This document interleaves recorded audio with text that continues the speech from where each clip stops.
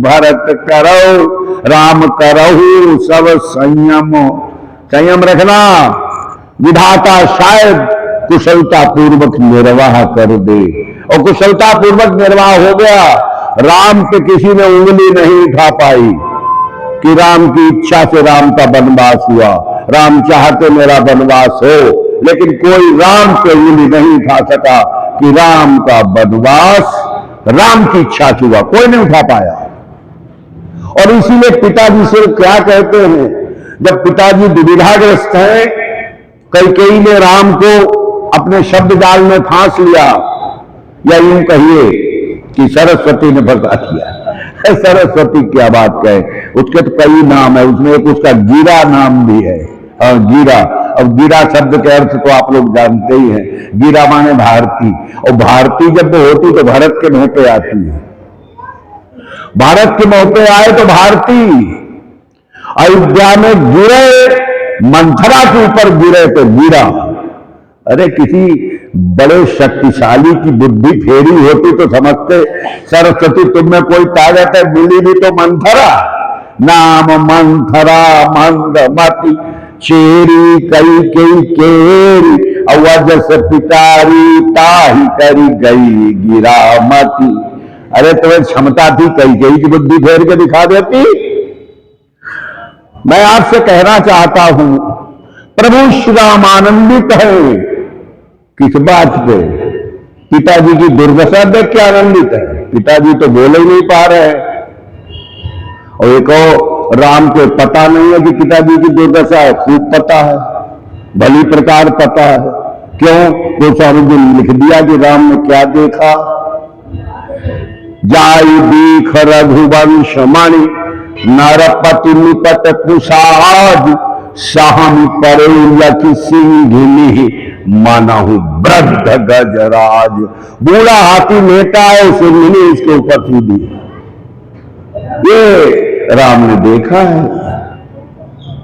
सरुख समीप दीख कैकेयी, मानहु नीचु घड़ी गन ले। बोले मृत्यु की घड़ियां गिनने वाली साक्षात मृत्यु बैठी है हमारे पिताजी के सामने। ये राम ने देखा। वो कहते हैं आनंद समय। क्या बात है गोस्वामी जी की। राम के मुख से क्या निकला?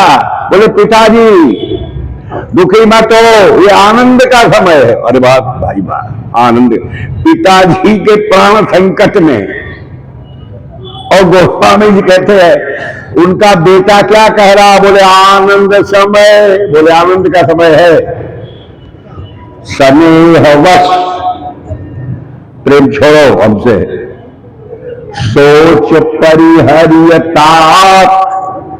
पिताजी सोच छोड़ दो, ये आनंद का समय है। अरे भाई राम आनंद में क्यों न हो?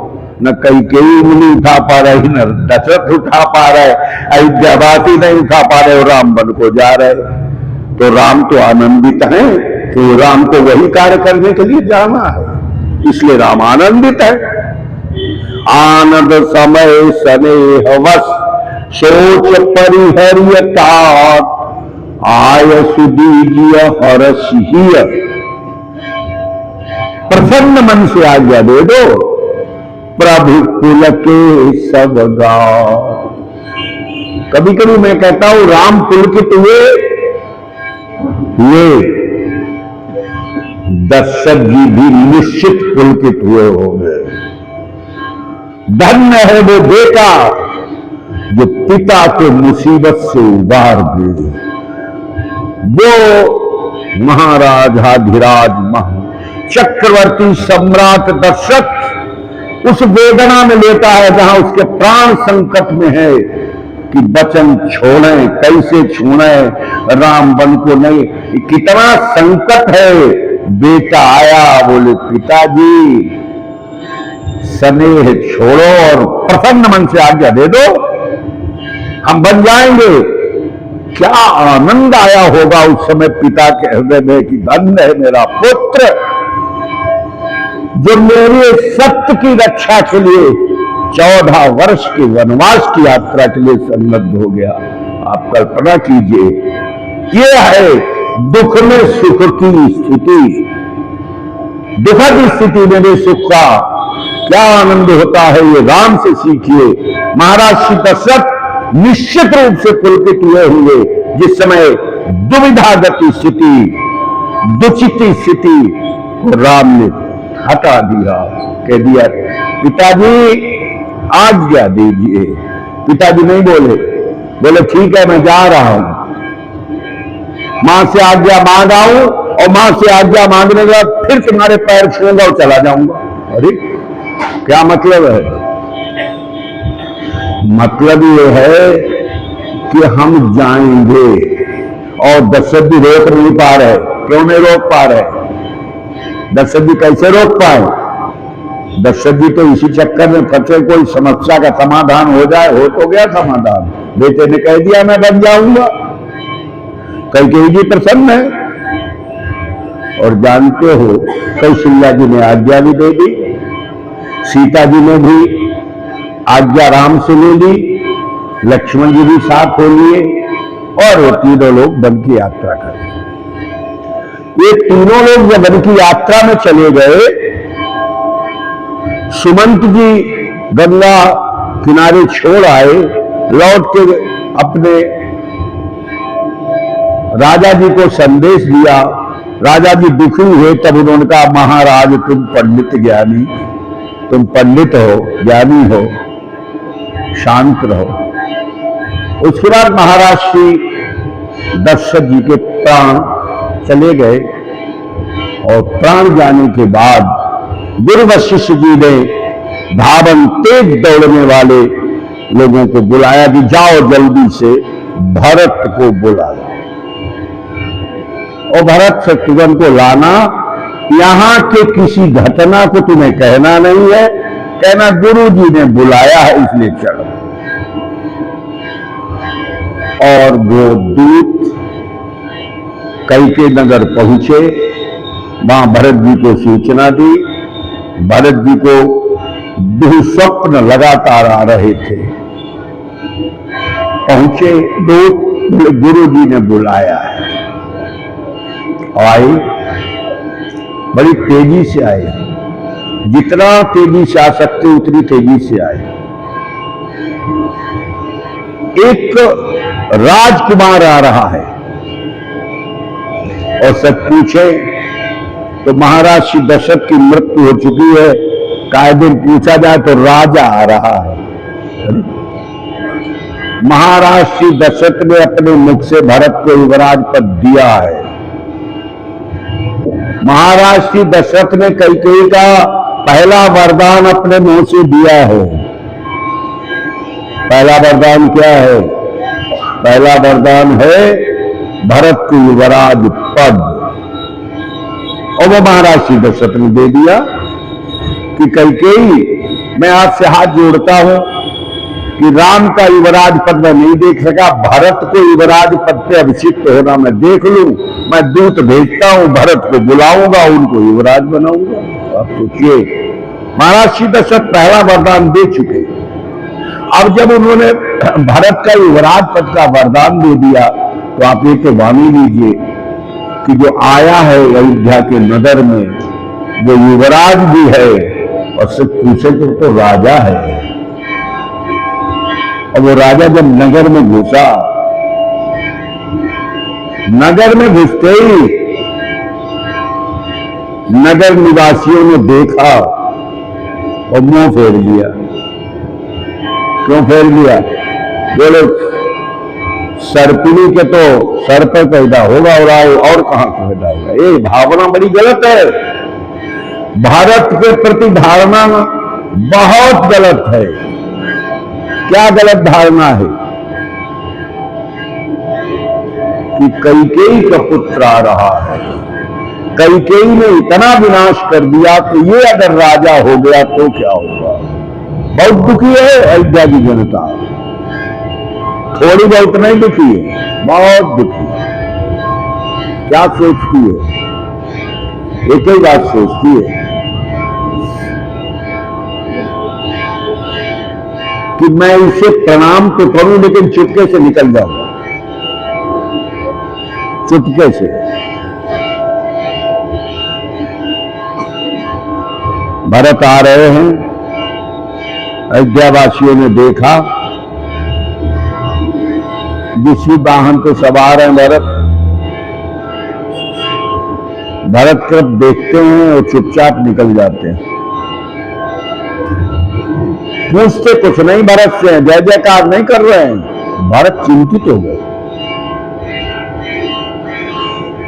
न सही युवराज पद, नहीं सही राजा पद, लेकिन इतना तो मान लीजिए वो दशरथ का बेटा है, राजकुमार है। वो राजकुमार जिस समय नगर में आए तो उसका स्वागत होना चाहिए, ऐसा तो हो ही नहीं सकता उसका स्वागत न हो। और वहां स्वागत होने के बाद आंखों से तिरस्कार मिल रहा है, आंखों से। हाँ, ये आंखें सब कुछ कह देती है। इनमें प्रेम की भी भाषा है और इनमें क्रोध की भी भाषा है, इनमें तिरस्कार की भी भाषा है। पूर्व जन्म मिला ही न कहीं कछ और गवही जुहार ही जाहि। पूर्वजन मिलते तो है लेकिन कहते कुछ नहीं। आपको कोई परिचित मिले आए और आप चुपचाप बैठे रहे तो इसकी उपेक्षा है। हालचाल पूछना चाहिए आपको। अगर नहीं पूछते तो आप इसकी उपेक्षा कर रहे हैं। तो पूर्वजन मिलते तो हैं लेकिन कहते कुछ नहीं है। गवही जुहार ही, गवही का अर्थ है चुपचाप। हाँ, गवही का अर्थ जाना नहीं है, चुपचाप। जुहार प्रणाम करते, जान जाए माने चले जाते। गवही जुहार जान, चुपचाप प्रणाम की मुद्रा तो बनाते लेकिन गली में चले जाते हैं। ये देखने क्या, किसको देखें, इसको क्या देखें? बोले क्या देखें? बोले इसके राज्य की बात चली तो राम लक्ष्मण सीता वन को चले गए। इसके राज्य की बात चली, पिताजी मर गए। इसके राज्य की बात चली, माताएं विधवा हो गई, अयोध्या संकट पड़ गई। क्या देखें इसको? क्या गलत भाव हो? अयोध्या की जनता क्या गलत सोच रही है? ठीक है तो सोच रही है। इसको युवराज बनाने की चर्चा तो कई ने की और पूरी की पूरी अयोध्या जो है उसके कर्म कांड हो गए। कर्म कांड में शब्द इसलिए कह रहा हूं कि सब पूछे, गोस्वामी जी ने यही शब्द कहा है। तो गुरु जी ने एक ही बात तुमसे कही, मैं तुम्हें एक नीका उपदेश देता हूं भरत। पिताजी की आज्ञा पालन करना सर्वोत्तम धर्म है। मैं इस मंच से एक बार ये भी कह चुका हूं कि गुरु जी को दो ही उदाहरण याद आए। पिताजी की आज्ञा के 2 उदाहरण गुरु जी को याद आए। एक तो उदाहरण परशुराम जी का याद आया। बोले परशुराम पितु आज्ञा राखी और मारी मात। खैर ये तो चलो ठीक है, कई उल्टा सीधा तो भरत ने कहा, इसमें कोई बात नहीं। मारी मात जगत सब साखी। एक तो पिता की आज्ञा का ये उल्लेख किया, दूसरा उल्लेख क्या किया? दूसरा उल्लेख उन्होंने किया तनय ययाति यौवन दयऊ। हम तो बीच की जगह छोड़े थे आपके लिए। तनय ययाति यौवन दयऊ पितु आज्ञा अघ अजसन। पिता की आज्ञा से अपयश नहीं लगा। 2 उदाहरण पिता की आज्ञा के गुरु वशिष्ठ जी ने दिए। पिताजी जिस सत्य की रक्षा के लिए राम को वन भेज देते हैं, पिताजी जिस सत्य की रक्षा के लिए अपने प्राणों को त्याग देते हैं, भरत उसी सत्य की रक्षा के लिए तुम्हें उन्होंने युवराज पद दिया है। युवराज पद स्वीकार करो। जानते हो भरत ने तुरंत कहा, बिल्कुल गुरुदेव सही। और नीका शब्द का प्रयोग है। मैं यही तो कहता हूं, गोस्वामी जी की शैली पर ध्यान रखिए। मोहि उपदेश दीन गुरु नीका, प्रजा सचिव सम्मत सबही का। भाई जब दशरथ जी नहीं रहे भरत जी को युवराज पद दे गए तो गुरु जी को तो कायदे में सीधा सीधा युवराज पद नहीं राज्याभिषेक कर देना चाहिए। किसका? बोले भरत का। हमारे यहां प्रजातंत्र में नहीं, सदैव से नियम है कि राजा का संस्कार कब होता है? बंद कर दो। राजा का संस्कार कब होता है?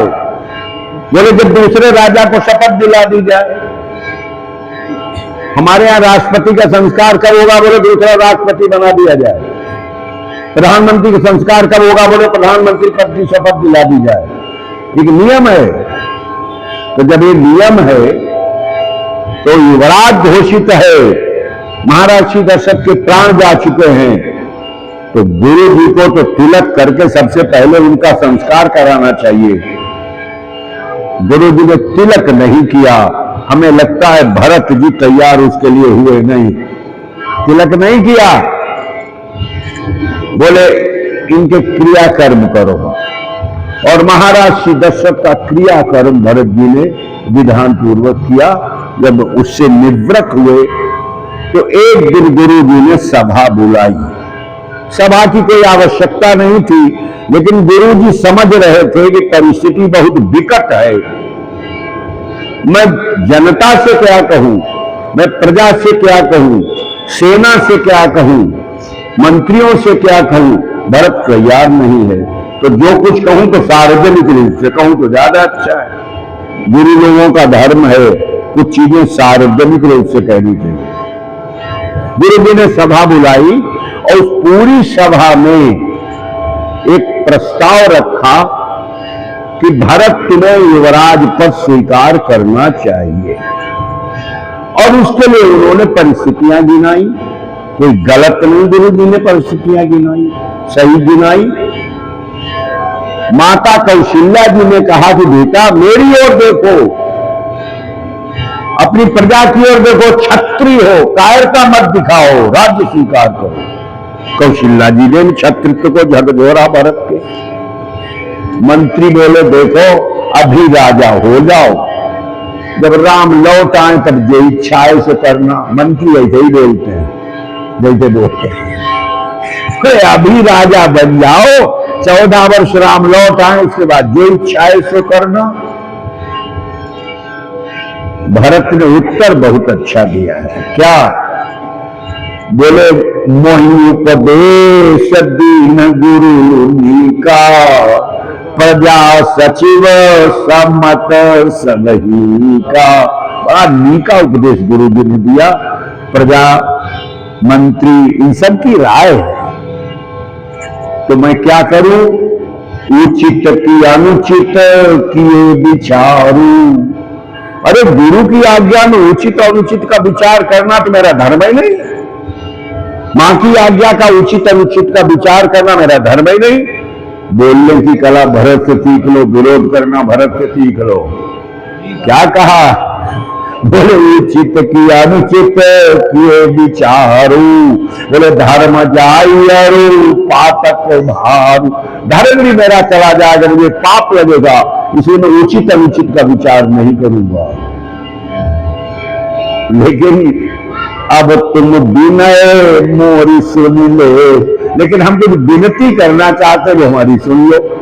अगर ये बात कह के ये विनती की बात नहीं कहते तो प्रजा सुनती नहीं, मंत्री सुनते नहीं, कोई सुनता ही नहीं। भरत का हमारी कुछ विनती तो सुन लो। आज्ञा का तो उल्लंघन हम कर नहीं सकते, लेकिन विनती सुन लो। बोले क्या विनती? देखो ऐसा है, हमें जितनी शक्ति है उतने तो हम काम कर पाएंगे। हम अपनी शक्ति का वर्णन कर रहे हैं। हमारी शक्ति कितनी है? बोले पहली तो शक्ति है कि कैकेयी के पुत्र हैं, पहली शक्ति है। एक शक्ति बहुत बड़ी मेरे पास है कि कैकेयी का मैं पुत्र हूं। इस कारण मैं पहली ही बात कहता हूं, मोहिराज हठी दिहौ जबही, रसा रसा तल जाई तबही। जबरदस्ती मुझे राज्य बद दो नहीं, पृथ्वी रसातल में चली जाएगी। क्योंकि मेरा नाम अच्छा नहीं है, मैं कैकेयी का पुत्र हूं। मेरी कुमाता ने मुझे जो दिया मैं तो सहन कर लूंगा, लेकिन जिन जिन को दिया है उनकी दशा क्या है उसकी याद करके मैं सोचता हूं मेरा जिंदा रहना गलत है। भरत ने जो अपनी विनती सुनाई है, बोले पितु सुरपुर, पिताजी तो स्वर्गवास हो गया, सिया राम वन और सीताराम और लक्ष्मण वन को चले गए। करण कहु मोहि राज, हमसे कहते राज्य करो, तो यही पे जानो मोर हित। ऐसा मालूम पड़ता है वहां उपस्थित किसी विद्वान को छोड़ा नहीं है भरत ने। आप लोग उत्तर दीजिए, आप मुझे राज्य दे रहे हो, इसमें तुम अपना हित कर रहे हो कि मेरा हित? बात बहुत अच्छी है भैया, क्यों नहीं आदमी कह सकता भैया मैं तुम्हारी बात मान लूंगा लेकिन हमारा हित काहे में है, हमारे भी हित की सोचो। पितु सुरपुर सिया राम वन, करण कहु मोहि राज, और यही पे जानो मोर हित, कहे आपन बड़ काज। अपना काम बनाने को आप तैयार हो, भरत का काम तमाम करने को आप तैयार है। यही भरत की भाषा है। भरत यही कहना चाहते हैं हमारा काम तमाम और वो आपका काम बन जाए, बस यही तो चाहते हो ना। इसीलिए मैं आपसे कहता हूं मोहि राज हठ दी है जगही, और रसा रसा तल जाइए।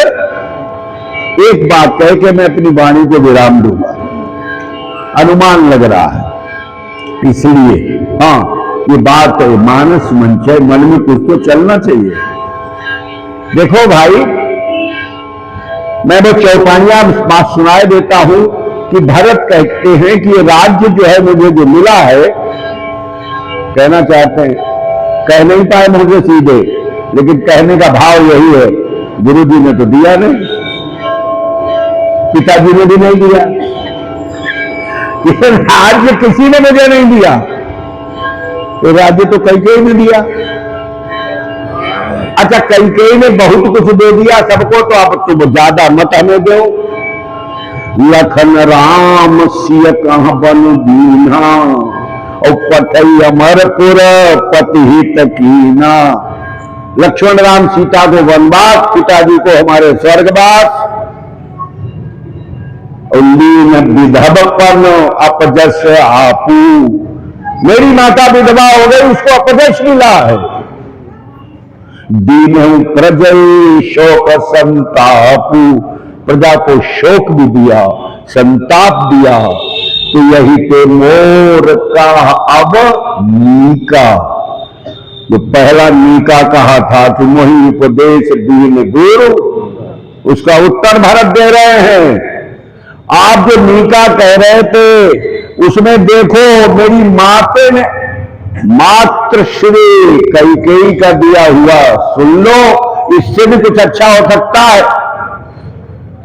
मुझको जो मेरी कैकेयी ने दिया, मां कहना बंद कर दिया था भरत ने।